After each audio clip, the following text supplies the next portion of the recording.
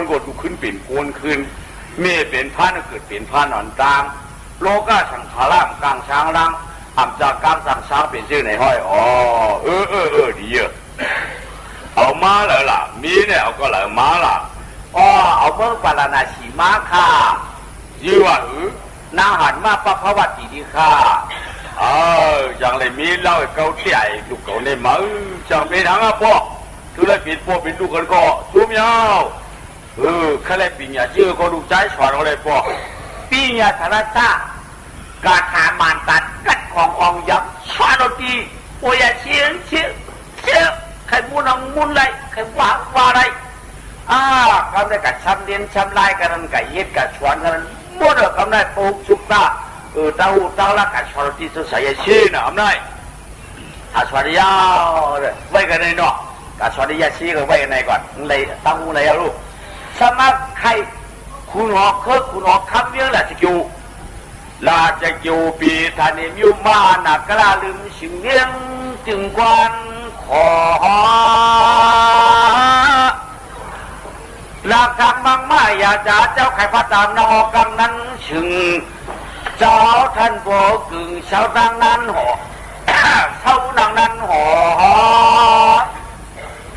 กำแม่คุณหอกคำหลงเมื่อหลักจะอยู่สับมีลูกมีดามีมันกดตายมันจะว่าสักเยอะหนาวปากไฟตายเดี๋ยวนะเพราะว่าตายกันได้หมูมาท่วมเมื่อเขาได้ขี่ไปให้คุณก็ได้ของมันมีเจอมีเคอะคุณหอกข้ามในชุดหายไปกว่าจะเดาหนามันมีลูกลาหางเอาลูกหน้าก็มีก็มีเยอะเลยเขาไม่คุณหอกข้ามในสามมันยาวปวดจีนเลยปวดเพราะมันตายกันเต้ามันมั่วหนามันกูเป็นคุณที่เร็วมันก็ปัดเปื้อนรูปปัดคุณสาคุณมันปัดเปื้อนเลยเนี่ยเอาเขาก็อาช่างเป็นมันหน้าเขาก็เปลี่ยนมันพอเราก็เปลี่ยนมันได้พอตายหนึ่งมันเป็นคุณอาจารย์ปากปล่อย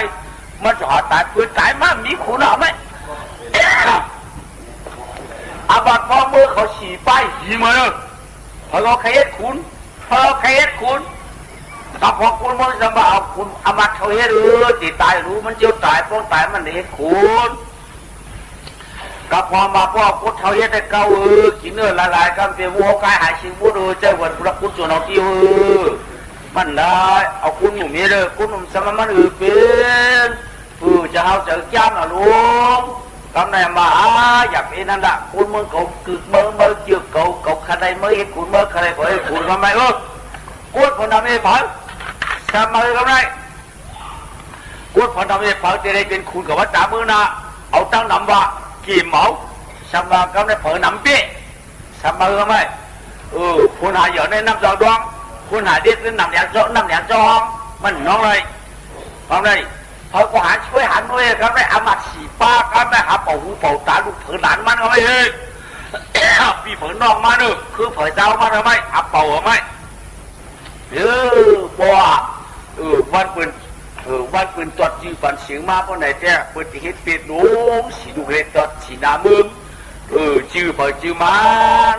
หักขามจื้อเผยหักขามจื้อมานั่นที่ได้ฉัดตอดฝันเขาหน้าเขาเผยได้เป็นก้นเขาเผยได้เป็นก้นเขาเผยได้เป็นก้นเขาเผยก็ได้เป็นก้นเขาได้หาช่อหาจี้เลยครับได้หาเกี่ยวหยากันนาปืนเผากันนาครับได้เป็นก้นเขาก้นมาหนาครับได้พี่จอกกับพี่ขาวได้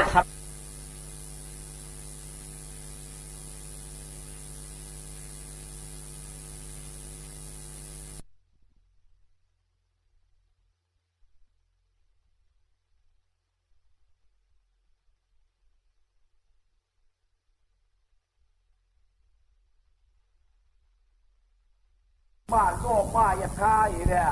ปล่อยน้ำมือหลักจะดูกับพวกมึงเอาที่รองครับเอาปากคุณหนอกคุณได้เอาปากคุณได้คุณหนอกเอากู้ถูทองของเขียนมาให้ปลาขาเมาบางคนมีคนผ่านจะได้เอามากกับกู้หากู้สัวเอาขุงเอาวันเมืองอย่าไปหิมใครหิมก้นกันพวกหิมใครหิมก้นกันได้ติดตายฟองติดกึศฟองไว้ติดตายกำนำติดกึศกำขี่ไว้อยากทีเมื่อไหร่จะอยู่ได้มาเนี่ยบอกที่มาคว้างตัวคนมึงยิ้มยิ้มแบบคือตัวอามาคองมึงเอาคนยิ้มคนมึงอะไรยิ้มทำไมคนมึงอะไรยิ้มอามาเขาได้จากตัวนะจากตัว เอาทีว่าของเขาเห็นนั่นเนี่ยเขาไม่ตัวไม่โดมาไม่โดมาเอามา70หนักดูกว่าเขาที่เห็นมาซึ่งตรงที่เรียนว่ากับคู่ที่เขาคุณเราคำนั้นได้ตากคู่กับคู่ภาษาหัวอาจจะคู่เจ้าคู่นางนะตากอะไรเขาเย็นมวยเขาเสียกว่าจอมดังไม่กว่ากับคืออยู่กูยักกว่ากูดีกูตามวันเขาไม่ย่อ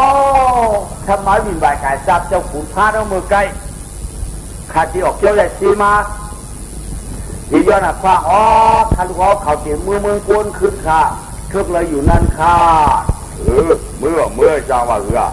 ชื่อเสียงนั่นลูกใจเขาฟ้องได้ว่ากีฬาวาชาหน้าในชื่อก็ได้ต่างอย่าเชื่อต่างมันชื่อว่ากีฬาวาชาว่ะชื่อมันน่ะกีฬาวาชาในชื่อกีฬาวาชาเขาไม่ชอบขาผู้นี้ยองยังโอกาเพราะว่าตั้งอยากก็เขาขับทานก็ตั้งอยากเนี่ยก็ไปซ้อมกันที่นั่นคำเลยนอนนั่นคำเลยนอนด้านกว่าที่นั่นไม่บ้านเขามึงแหละจะอยู่เอาลูกเพราะเขาเมื่อไหร่จะอยู่กับเขาก็ปล่อยได้เห็นไม่เดือดไปเชื่อว่าเราไปคุกกันแล้วไปคุกตีเผาพวกกลางเนื้อม้ามเหตุการณ์นะเขาก็หาเครื่องฝาก็สร้างมากก็พอเอาคุยมาหยอกว่ากระพออ้อยมาหยอกว่ากระพอเขาปึกมาหยอกว่านี่เลยตัวมาคุกตีเขาคนเมืองเขาม้ามคุกกาตามาตาวังอะไรถือมาจากวันไหนก็ไม่ขับผมมีพวกเขากว่าไม่ได้เห็นมาเจ๊ตูงหลวงมาฮ่าแล้วก็มาคุกใจคุกกันชื่อปลาจีนขานั่นแหละก็ไม่เอาอย่างนั้นนี่ก็ไม่อย่างนั้นมาคุกอะไรก็มองคุณในองไหลลงมาอยู่ด้วยยายยาเจ้ามันคุณเดียวยาเจ้าทอดคุณยาเราไม่ยาเจ้าทอดคุณยาเรายาเจ้ามันคุณดีแล้วไม่เดี๋ยวคุณมาถามว่าเจ้าเขาอยู่ว่าที่ได้กินที่ไรเป็นคันว่านั่นเนาะเจ้าเขาลูกเหลือมาค่ะเนี่ยเขาก็ลูกได้ง่วนตาโตตางมาไหนก็ไม่เจ้าเป็นจัดที่เดียวนิ้วในนิ้วหน้าเปิดฮัดบอกเปิดฮัดถามเขาก็บอกเขาเป็นนิ้วพาเนี่ยก็ว่างเขาคุณก็ปังเอาเมื่อเทศที่เปลี่ยนจวมโดกเนื้อเมื่อหลังจะจูลูกเขาก็เจอว่าทาวันคนเมืองได้หลังเฮือนคนเมืองหลังจะจูได้ส่งเข้มันกี่ก็มาเจอเนี่ยมีก้าวเนี่ยช่องด้านหากุ๊กตีช่องกุ๊กตีชามด้านสองกุ๊กตีชามด้าน450,000โคกเห็น7 ปาก8 ทิศไปเกาหลังแล้วเมื่อไรหลังเฮือนเขาช่องกุ๊กตีชามด้าน450,000โคกเห็น7 ปาก8 ทิศไปเกาหลังเนาะหลังเฮือนคนหลังกินน้ำไม่ไว้กับคนมีปิ่งยามนี้เนื้อเมื่อนั้นหลังเฮือนได้น้ำคนได้น้ำคนมีปิ่งยามนี้คนประหุกทุกตามนี้คนกัดคนแขนน้ำนี้มีคนกล้าโยกไข่โยกกาโยกไข่ควาย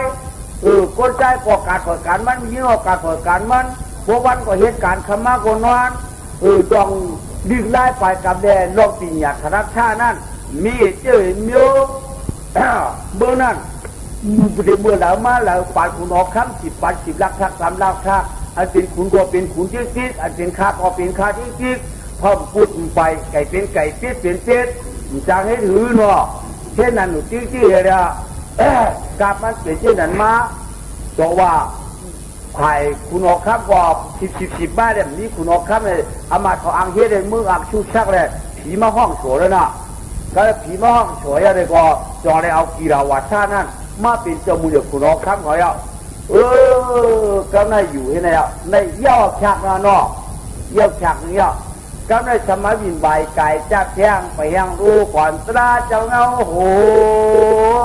จีเนตั้งหลังลอยๆพอปังแดงคงได้จังรู้วัดขึ้นนี่ตั้งหลังแท่งวัดคุณออกคำปราณาชีว่าอย่างขุนพันดักเอาลุงยิ่งมันกว่าลุงยิ่งดักเอาพันกว่านั่นเขาหลักเมื่อลักเขาพลักเขาก็หูเรากันไปนั่นมันจะได้แต่ดำหนาไฟกันจะไก่เรื่องปืนก็ไปดูยิงขับปั่นดีมากหรือปั่นดีมากถึงมันหรือไม่ถึงปภาคกรรมเนต่อเมื่อหลวงปราณาชีดีกี่รองตาคณะแต่มามีปัตตาในเขาออกโ1คณะเขามาเอาปีขุนพานเหผู้วัดถึงเมืองหลวงหล่ะจะเกี่ยวอยู่ค่าไว้กาตาขึ้นมือตั้งวันนองเมืองหลังได้เจ็บมีวันมันขาโป ก้อยกาย้อนกันตัวพวกเขาขยาวลูกยิงย้อนหนักกว้างกันเห็นชั้นสาคาลูกยิงเขามาเปี่ยวมนอยู่น้องเมืองหลงหลาจะอยู่ในเย้าคามาเป็นนายแอกก้าเมสิวคาอามาอยู่ใจความหมาน้อมเตยปืนคาลูกยิงก่อเลยมาปืนนั้นนี่ตาจีเดียปืนเนื้อข้าวบ้านเนื้อตองปืนเนื้อน้องวันเนื้อน้ำอยู่คากำหำเรียกมูนำน้อยคาหมักเจ้าเป็นหมักเจ้าอยู่คามียึดเป็นหมักแยกของคาโอ้วันไหนเนี่ยเดี๋ยวมีบ้านที่ไหนเนาะพวกเขาเนี่ยจะหลับได้อยู่ค่อยกำจะไก่เลี้ยงลูกขวยลูกยิงมันกำจะเจ๊กกับพัดโก้ลูกขวยเดี๋ยวเอาลูกยิงมาอยู่ค่อยกำจะเฮ็ดก็สังเสริญอยู่โยกเขาขึ้นมาบินวายกาจับโจร5 ปากโจรหลวงอ่ะพวกโจรโยกก็อยู่นะหลวงโจรคนเมืองก็อยู่นะหลวงโจรหลวงนำนี่5 ปากเย็นนี้ก็อยู่เมืองเราเมืองนั้นก็อยู่กับเรากันนั้นมีเมฆเขาให้เขาเป็นโจรเขามีเมฆโจรหลวงพวกกับโจรเมืองเราก็อยู่3 เดือนพออยู่3 เดือนเนี่ยมียิ่งเนี่ยพวกเอาเงินเราค้ำก็เลยเอาป้ามียิ่งกับปันเขาอ่ะพวกเอาเงินเราค้ำเนี่ยเอามียิ่งกับปันเขาก็พันอ่ะดึงโจรเอาจนมือหนามือตาที่เตี้ยมันจะจนรับสิ่งที่ขับกลางคืนเลยจนเงินหลายคำหลายมันจะจนเราจนเงินเตี้ยขับเตี้ยเอาป้าดูยิงบนนั้นน่ะ3 เดือนก้อยกลับอยู่เรื่องว่าเอากลับไปเขาเนี่ยคืนเพราะ3 เดือนเราถูกยิงบนคืนเงินครับอย่างถูกกินเยอะตายเอาฝ่ายดูยิงบนไปถูกคืนได้เนี่ยเอากะตา3 เดือนนั่นดิไว้เจระตา5 ปากยิงได้เด็กกับปีนี้เขาว่า3 เดือนถูกคืนยิงเนี่ยใครกับเจ้าเขาก็มากาปันกาก็เยอะเล่นมียิ่งมาว่ะพวกกาเล่นเก่าดีว่ะคือเล่นมาตั้ง4 ว่า3 เดือนอุดก็ง่ายเขาได้โอ้ยาละโจรหลวงฉลาดหลวงเขาได้พูดอย่างถูกลูกยอดเลยหมักเกาโกนาสันคาโกเกียนไปโอเกียนเย็นไว้เหมือนเอาหูไพ่อะไปก็ยัดให้เหมือนยัดทับคนเต็มสะตั้งกว่าลูกเดียวตื่นมีก้าวเป็นปลอกเงียบเดียวลายกินผีให้ร้อนด้วนโจรกินบ้านกินเมืองมาหลายเมืองหลายเติมหลายยาวหยิบกินเมืองเยาเมืองวานเยาบานเยาพอเขียงเข็งไรพอเขียงก็ไพ่ไหมเขาจะก้นป้าเลยป้าเดียวเลยป้ากองนะหลวงเขาได้จุดกินได้กว่าจุดกินได้กว่าจุดกินได้กว่าจุดกินได้กว่าพวกเขาจุดเผียววัดเราเมื่อไรก็เหมือนอะไรคู่ไรจุเขาหลูโวปันโวเขาหลูควายปันควายเขาหลูมูปันมูเขาหลูก้นนุ่มนมตาปันติ๊กปันไร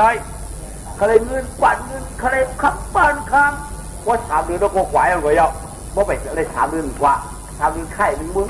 3 เดือนไข่หนึ่งมึงกว่าจุดอะไรจ้าไหนผ้าผ่าความเข้าหอกเยาความฟองต้มทองกอรวดจุดพอดก็ขาด3 เมตรขมุนปาดใครพันใครทักครับ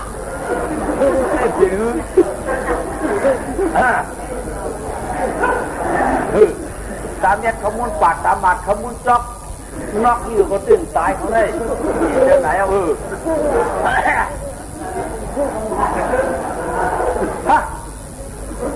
มาจุดเมืองปาราณาเชียก็ได้มาจุดเมืองปาราณาเชียเตรียมที่เขามาเอารู้เตรียมที่เขามาซึ่งในวันนี้เขาเนี่ยจำมุนจากคุณนอกคำหลวงเมืองปาราณาเชียสำหรับลองตั้งเขาจุดหลวงปูเป็นเจ้ามามีอยู่ดูถือหลวงเท่ากันได้แดนดินมาได้เขาหันสำหรับลองตั้งมีปัตตานีสีกับราหนึ่งเขาเลยเอามาปันเข้าฐานจอหมอกสีชาวหาจอ2 เงินเขา5 ปากนี่คือเลยก็5 หาบดังเงินดังคำ3 มียิ่งทางหลีอันเราอันเปิดอันปืนไปเก้านั่นอาชักที่4 ตัวที่ 6อย่าไปได้ตกแต่ปืนมือปืนเอามาปั่นเฮาตา5 ปากก็เอามาไว้ว่าไหนว่าจำดิ่งมาจอครับเลยหาน้องไปเมียมึงเมียเนาะ ไอ้เจ้าดีอ่อนกว่าของน้องครับเจ้าแค่หรอกสูงคือว่าถึงตัวลงตัวเป็นเจ้าเจ้าลงเท่าถึงคือจอมดาวลองสร้างสูตรเจ้าแต้มดีมากที่ข้าเขาก็ข้าผันเย้าเข้ามาในข้าอย่าไปอยู่เนื้อเถินอย่าไปอยู่เนื้อดงป่าไม้อย่าไปอยู่เนื้อเถินเนื้อคือเข้ามาข้าเข้ามาในเวียนเพราะว่าเจ้าข้าไหวหน้าอุกกันถูกปันก็ปันอันนี้นะอย่าไปไม่ใจกำขามึงประนันมึงมองสู่เจ้าสิมือเลยยาวไม่กำขาข้าได้มีสู่เจ้ายังว่าก็เดี๋ยวเอาสามเดือนหนึ่งขึ้นเอาข้าได้มาปันสู่เท่าสามก็มาในเวียนเลยค่ะเขาก็จ้วงนะอะไรนี่นะมาฝ่าบุญเวียนเขามามาเฮ็ดโหดเต๋ในห้องมาเนี่ยอยู่นึงขึ้นสามก็อับกันนะมดจับเลยถามดืนไหมข้าไปคุณออกคำไหนอากูแล้วนะไม่อากูใจเลยค่ะเจ้าก็เป็นกี่รู้ศูนย์รู้หาเต่าโป้วันหาเต่าโป้จีวันจีมึงเขามึงออกอันข้าเจ้าเขาข้าได้ใครสินนั่นช่วยแขนในกำขาช่วยช่วยเจ้าเก่าหลวงเขาเลยดูทีมเลยดูให้ก่อนพวกเจ้าเก่าดูให้ช่วยอะไรพวกเจ้าเก่าดูดีเนี่ยห้องหมดไว้ห้องยิบหลังดักไปยิบกองไว้เขาได้จะชินเขาได้จะชิน5ชิน10เขาได้เป็นชิน10ช่องควันยุบหัวเราเพราะชิน5เป็นพวกแห้งวันช่องควันเจ็บปวดเขาได้ชิน5ได้กำไผ่เดียวก็ตัวเนี่ยว่าชิน10ในช่องควันกำเจ็บหัวเราวะ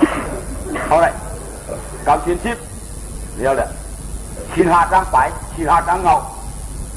ในตาเนี่ยยืมเนี่ยเลยเนี่ยเป็นชิน10หมดเลยเนาะของควันหนุนหน้าไก่ควันหนุนอยู่ของเราลูกในชิน10หมดดูจะมันให้ไหมอันดีใหญ่ได้อ๋อแต่เดี๋ยวมันในบ้านให้เขาข้าเขาดูแน่เจ้าหลวงดูยืงเขาข้าแล้วดูคุยเขาข้าเดี๋ยวแน่เดินสัตว์ตีเมียวกวนเมื่อปีคุณนอกข้ามอยู่มือหลาจะเกี่ยวปีไปกากันได้ดูคุยเขาข้านั่นเขาข้าอะไรก็หูมันดูยืงเขาข้าได้เขาข้าอะไรไม่เนี่ยมาโปดอ่อนขี่มันอันไหนจะเฮ็ดบัญชีดูเลยเขาได้ก็เดียวได้นี่อ๋อพวกอะไรวะไหนด้วยแขนในกำขาไปกา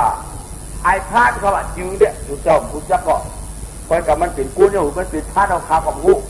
ยิ่งกว่าดูยิ่งเขาเตรียมดีมากก็เตรียมมาพูดส่วนตัวมันก็ว่าเอาไอ้พาดนี่ปูในก้อยเขามาเป็นกู้เนี่ยเป็นพาดมันบอกเขาข้างเขาในเจ้าเมื่อก็หูมันไม่เดี๋ยวตัวอยู่นางมาเขาขายควันไข่เนี่ยดูมาขวาโจร5 ปากเสียโม่กู้ไอ้ขุนชาเนี่ยทำไงหมายมาเอาเด่นดินมึงละชูเพียวนะเตรียมที่ฝ่ามือออกถึงไอ้ขุนพานนั่งมึงหลงหลาจะอยู่อันเขาดูหนามือเดียวได้คำให้เห็นเย่พื้นให้เห็นเย่แขกให้เห็นเย่มือโก้เคยตัวมาบันเจ็ดวันเคยจริงป้อมใดป้อมใดจึงเมื่อก็หัวมันก็เหลียวยาวน้ำหนาวเดินออกเขาไปchưa được bên không dân có hạ quay thử có hạ quay sở đây nó tăng mưng nó còn con hạ bạc quay đô nó có trong dân hạ quay khi mà hạ bạc quay người là hạ bắn nên nó cũng do bên hạ hiểu dưới thì họ là vậy mình chờ quả con mưng là chạy kiểu đâyเขาจะมีวิจัยงานห้ามมีเขาจะมีทั้งผัวจะมีทั้งไห้ก็ได้ตามด้วยเขาจะมีทั้งผัวหรือทั้งไห้ทั้งผัวหรือทั้งสีทั้งหลีปีหยาเขาได้ไปคนมึงแต่จะอยู่นี่ข้อบาดจริงๆสักทีเขาคนบางคนมีหอมมัวนับพัดดิเดียวไปด้วยความที่หรือว่าเอปาน้ำปันเนี่ยเอาถูกคนมึงว่าคนมาย้อนเขาเนี่ยมีเรื่องหายหิงยี่มีหาหมิ่นกลัวว่ะคือตัวประเทศวันนี้เยาว่ะจีจุนหลงกันได้ถ้าตาพวกนี้หลงกันได้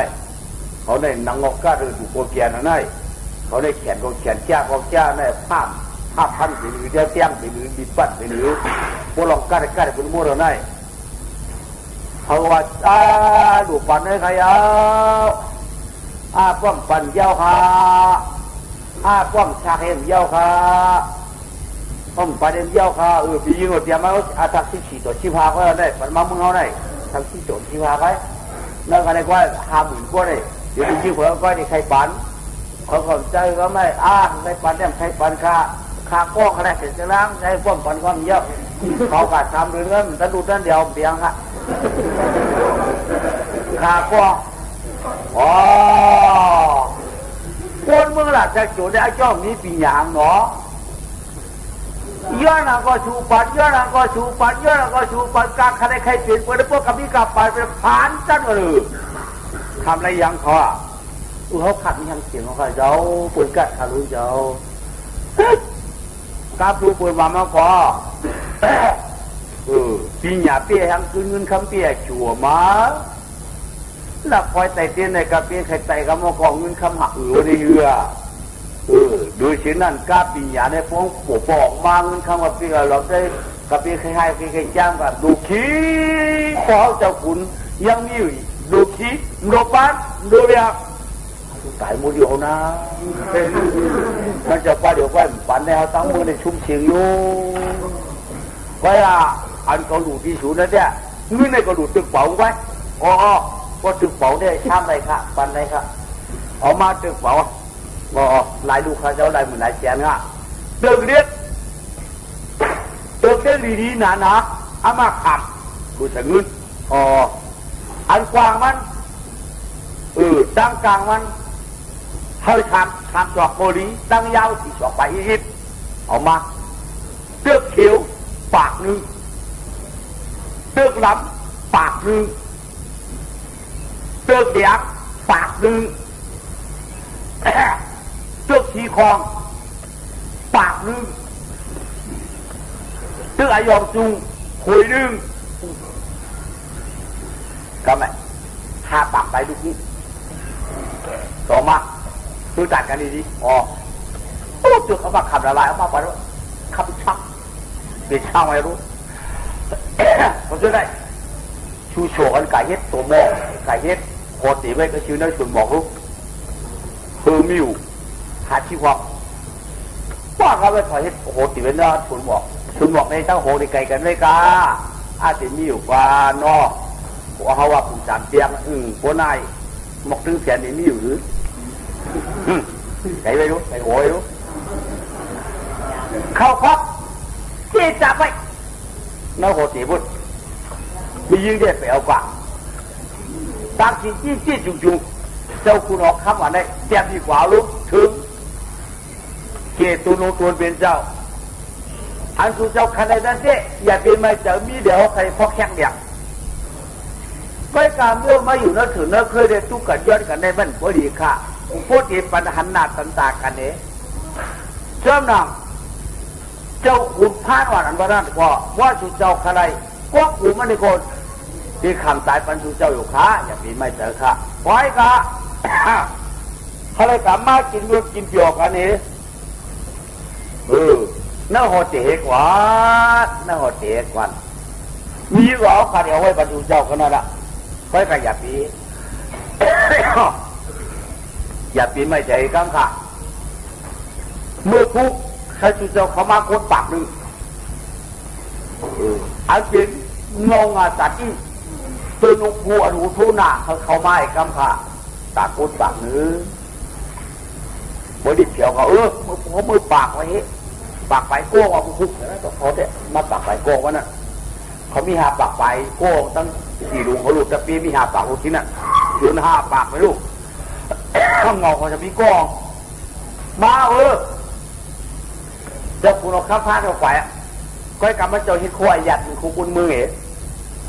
กับเถียวกันนั่นเขาก็มาถามหาไว้ไอ้ขุดผ้าออกมานอดิคาเจ้าขับไปมาค่ะถามแย่ตูงั้นเดียวนี่เวลานี่ได้โคดิคานอปกติทำไงไอ้ขุดผ้าในง่ายเขาเบียงค่ะในก็บอกเงินคำเนี่ยปัจจุบันเดียบลอกเลยโอ้มขางค่ะ เจ้าเจ้ามันไงทานขาดูตุกีกวนมึงเงี้ยใครอ่ะอ๋อเจ้าคนนั้นกินจ่อครับกินจ่อครับป้าตกเมื่อไหร่จะขิวได้เขาทำให้เราหวานเราได้หวานอ่ะหนึ่งกินหนึ่งเจี๊ยบหนึ่งกินหนึ่งเจี๊ยบหนึ่งกินหนึ่งเจี๊ยบพวกปันเขากินเนื้อหมูเนื้อไก่กินไข่เป็ดไปเห็นมันเนื้อไก่เนื้อหมูจะได้อยากกินเมาอย่าผู้เขามักเรามียื้อวันมียื้ออิดอาทักชิดขี่ชุดอีหลายซื้อทางเลี้ยงเราเจ้าขุนพันต้องเลือกเอากะปากไปเขาคือบันเขาดีเตี้ยเพราะเขาป้อนยืนดูเราบันเขาทำได้ยุบปลาแขนเปินปลามือเปินเอาปลากอกเรากินรับตาแอเนี่ยนะกินข้าพี่ขุนเมืองไก่นั่งอยู่เด็ดเมื่อไรเจ้าหัวไหวนั่งที่เมืองเอาเนาะกินเมาได้ปียาเนเห็นอะไรมีมือนั่นเนาะกินข้าพี่เดางานเมืองเว้ยเห็นไหมลูกกินซื้ออันใดก็วานในที่แล้วงานเขาเห็นไหมลูกอันใดเป็นไข่เจี๊ยคืออันใดเป็นไข่ดิบลายเห็นไหมลูกของชดกินตึกกินไม่ได้ของแล้วคนเราคำพานเนี่ยกูอยากบูจามเสียก็ไม่เหนื่อยอ่ะอ๋อมีเอาพันค่ะนาปลีกิ๊กจอกไอ้หูดิ้งหูงอกเงี้ยเลยฉีค่ะ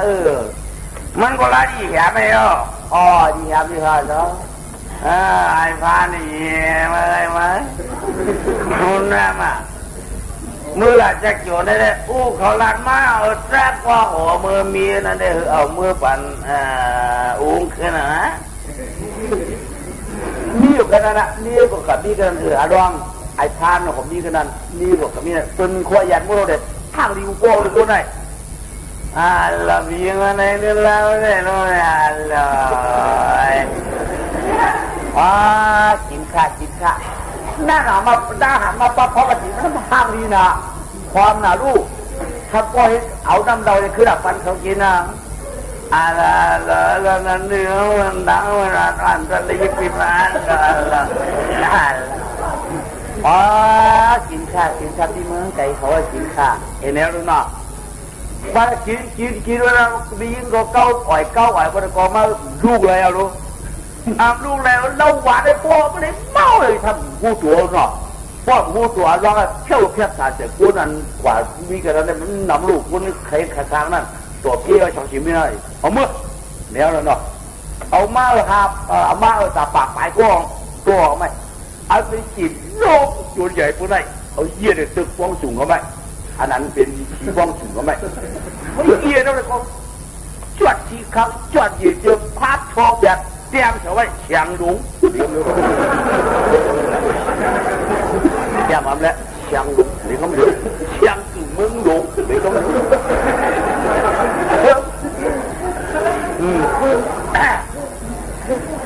จานเลยได้เฉาเจ้าของเชี่ยเฉาเจ้าของมด